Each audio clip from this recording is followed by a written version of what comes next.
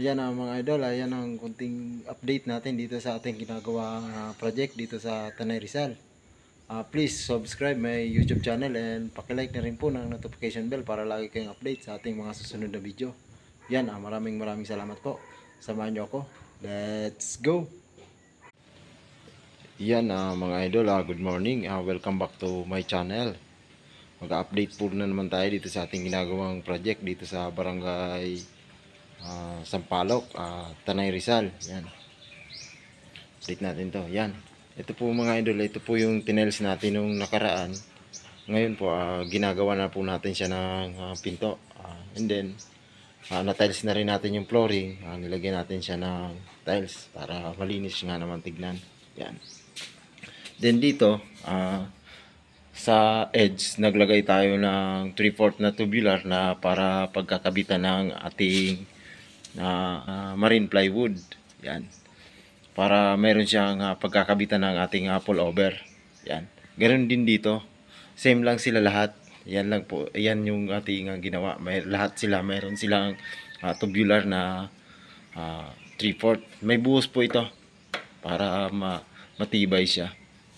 And then yung paminto niya na nagawa na rin natin, nalagyan na rin natin ng hinge, binaklas lang natin kasi babarnisan siya, and then nilagyan natin siya ng handle kasi dumating na yung ating handle na Nara. Yan, ibinao natin siya dyan, ni-router lang natin, yan, ni-router natin dyan para fix lang siya. Tapos lalagyan na lang natin siya ng stick wheel para pag dinikit natin siya dyan, okay na. Yan, nilagyan lang natin siya. Tapos silipin naman natin yung ating ginagawang dito sa kabila na same lang nito na ng TV console. Yan. John, and dito ito naman yung ating ginagawa dito sa kabila. Yan. Andiyan na po yung TV, na ilagay na natin. And then ito naman, ang pagkakaiba naman nito, same lang sila ng tiles, pero medyo manipis lang siya ng konti. Then ganoon din yung natin, meron din tayong tubular sa edge. Tapos pinulik board naman yung nilagay natin dito. Yan. Tapos dito drawer naman ang ilalagay natin. May drawer dyan, tig-iisa silang drawer. Then shelf sa baba, pwedeng lagyan ng mga flower vase or what na pwedeng mailagay. Yan. Tapos dito naman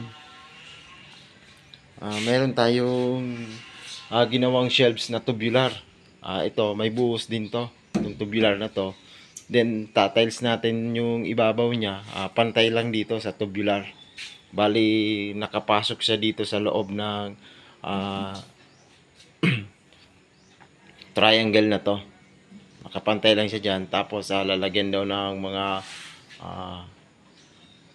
halaman sa bawat shelves o kung anong pwedeng ilagay na magpipit sa kanya. Yan. Yan po. Tapos ito naman, nilagyan din natin ng pinulik board. Ano na lang natin to, papunasan natin na waterproofing. Then bago natin ilalagyan ng skim coat para kapit na kapit yung ating skim coat sa ating pinulik board para malinis naman siyang tignan pag na-skim coat siya. Yan.